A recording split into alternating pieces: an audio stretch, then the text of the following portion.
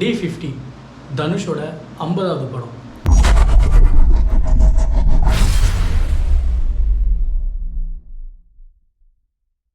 Hi மக்களே, நான் NSK. Welcome back to my channel. Dhanush இயக்கி கதாநாயகனாக நடிச்சிருக்கக்கூடிய ராயன் படம் தனுஷோட 50வது படம்.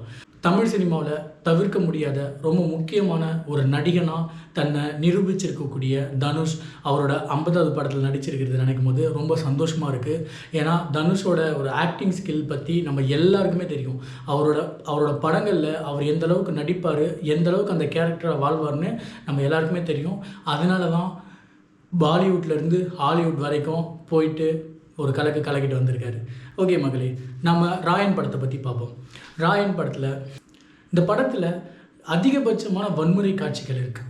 பட் இந்த படத்தோட கதைக்கு அது ரொம்ப முக்கியம், அது ரொம்ப தேவைப்படுது. ஒருவேளை அது ரொம்ப அதிகமாக இருக்கா அப்படின்னு நம்ம யோசிக்கலாம். பட் அந்த அதிகம்ன்றது ரொம்ப முக்கியமாக தேவைப்படுற ஒரு விஷயமா இருக்குது. கதாநாயகனுக்காக எழுதியிருக்கிற கதை அந்த மாதிரியான ஒரு கதை தான். எந்த அளவுக்கு வன்முறை காட்சிகள் காட்டுறாங்களோ அந்த அளவுக்கு கதாநாயகனோட அந்த ஒரு கெத்து, அந்த ஒரு ஹீரோயிசம், அந்த ஹீரோயிக் தன்மை, அது எல்லாமே ரொம்ப அழகாக கனெக்ட் ஆகிருக்கு. தனுஷ் தன்னோட 2 தம்பி அண்ட் ஒரு கை குழந்தையாக இருக்கக்கூடிய தங்கச்சியோட இருக்கும்போது அப்பா அம்மாவால் கைவிடப்படுறாங்க. அப்பா அம்மா வெளியில் போயிட்டு வரேன்ட்டு போகிறாங்க. பட் திரும்ப வரல. அவங்களுக்கு என்ன ஆச்சுன்னு எந்த ஒரு தகவலுமே தெரியல. ஒரு 2 நாளாக தெரியலன்னும் போது அவங்களுக்கு தெரிஞ்ச அந்த சாமியாரோட வீட்டுக்கு போயிட்டு தங்குறாங்க.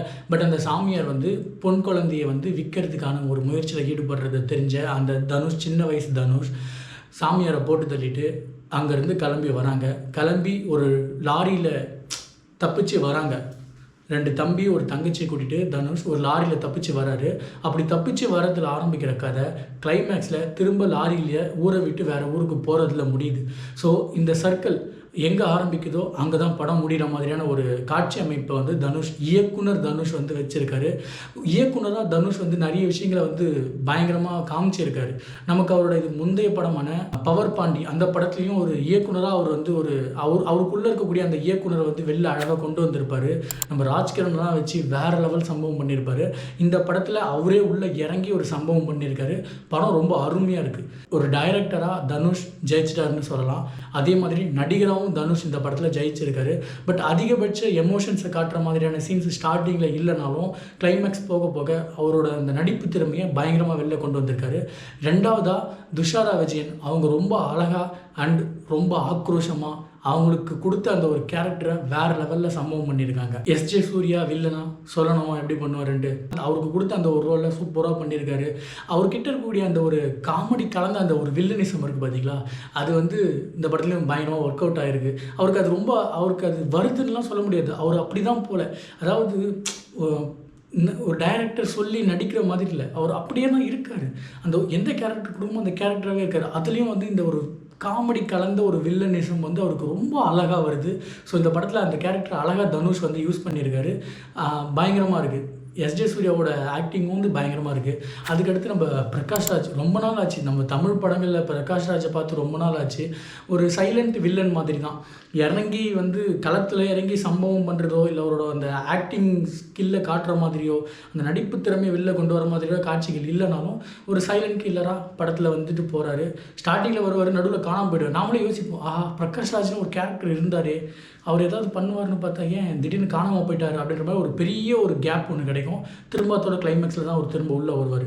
எனக்கு அப்படி தான் தோணுச்சு, பிரகாஷ் ராஜ் எதுக்கு வந்தார் எதுக்கு போனார்னே தெரியல, அவர் இல்லவே இல்லையே அப்படின்னு யோசிக்கும். திரும்ப கிளைமேக்ஸில் உள்ளே ஒரு குட்டி சம்பவம் பண்ணுவார். 2 தம்பி அண்ட் ஒரு தங்கச்சியோட கிளம்பி வந்த தனுஷ் எப்படி எப்படி அந்த 2 தம்பிங்களையும் அந்த தங்கச்சியும் வளர்ந்ததுக்கப்புறம் என்ன நடக்குது அப்படின்றது கதை. இதில் 2வது தம்பி படித்து போயிட்டுருக்காரு. முதல் தம்பி ஆஸ் யூஷுவல் சண்டை போட்டுக்கிட்டு தேவையில்லாத பிரச்சனைகள்லாம் தலையிட்டுக்கிட்டு இந்த மாதிரி கேஸ் வாங்கிட்டு இந்த மாதிரியான ஒரு சம்பவம் பண்ணிட்டு சுற்றிட்டு இருப்பார். ஸோ இப்படி போயிட்டு இருக்கும்போது வில்லன்களுக்கும் இவங்களுக்கும் என்ன சம்மந்தம், எப்படி கனெக்ட் ஆகுது, எதனால் பிரச்சனை வருது அப்படின்றதெல்லாம் கனெக்ட் பண்ணியிருக்காங்க. அது நல்லாயிருக்கு. படத்தோட பாசிட்டிவ் பாயிண்ட் அப்படின்னு பார்க்கும்போது சினிமாட்டோகிராஃபி பயங்கரமாக இருக்குது. விஷுவல்ஸ்லாம் ரொம்ப அழகாக காமிச்சிருக்காங்க. நிறைய நைட் சீன்ஸ் எடுத்திருந்தாலும் நமக்கு ஒன்றுமே தெரியல அப்படின்னு சொல்ல முடியாத அளவுக்கு தெளிவாக புரிகிற மாதிரி என்ன நடக்குதுன்றது நமக்கு தெரிகிற மாதிரியான காட்சி அமைப்புகள் வச்சுருக்காங்க. அது ரொம்ப நல்லாயிருக்கு. அதை விட பெரிய ப்ளஸ் அப்படின்னாக்கா நம்ம ஏஆர் ரஹ்மானோட மியூசிக் வா பிஜிஎம்ஸ்லாம் பயங்கரமாக இருக்குது. அண்டு கிளைமேக்ஸில் வர அந்த ஒரு சாங், அந்த சாங்க்கு நடுவில் வர ஒரு சின்ன அந்த பீட், ஓமை காட், வேறு லெவல் கூஸ்பமாக இருந்தது. அதுவும் தியேட்டரில் பார்க்கும்போது எனக்கு இந்த படம் ரொம்ப பிடிச்சிருந்தது மக்களே. ஸோ நீங்களும் போய் பாருங்கள், பார்த்துட்டு இந்த படத்தை பற்றின கருத்துக்களை கீழே சொல்லுங்கள்.